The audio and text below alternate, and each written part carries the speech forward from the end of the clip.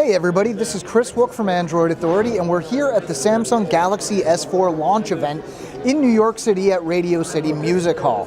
Now, we've been comparing a bunch of phones, seeing how they hold up to the S4, and now we've moved on to the HTC Droid DNA. Now, both are 5-inch 1080p phones, both have the same pixel density of 441 ppi, but as Samsung likes to tout, the display in the S4 is Super AMOLED, while as the display in the Droid DNA is an LCD.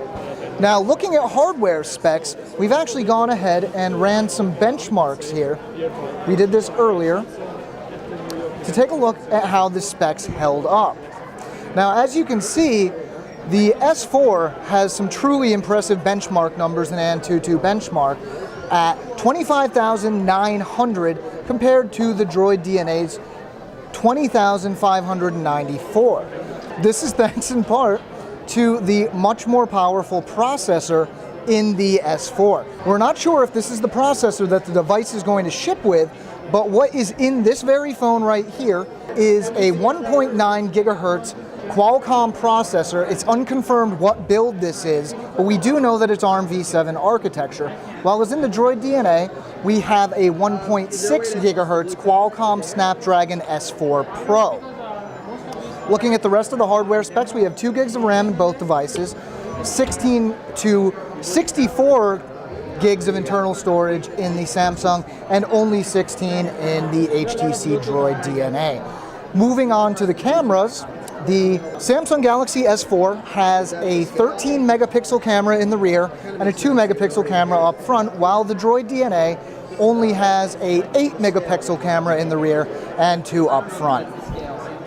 Looking at Android versions, the HTC Droid DNA only runs 4.1.1 Jelly Bean, while the Samsung runs the newest version, Android 4.2.2. Now, while the battery's not been as bad as some people think, it was never one of the selling points of the Droid DNA at only 2,020 milliamp hours. The Samsung Galaxy S4, on the other hand, has quite a bit of a heftier battery at 2,600 milliamp hours. Now, while both phones, as you can see, are similar in size, the S4 is significantly lighter than the HTC Droid DNA, weighing in at just 130 grams.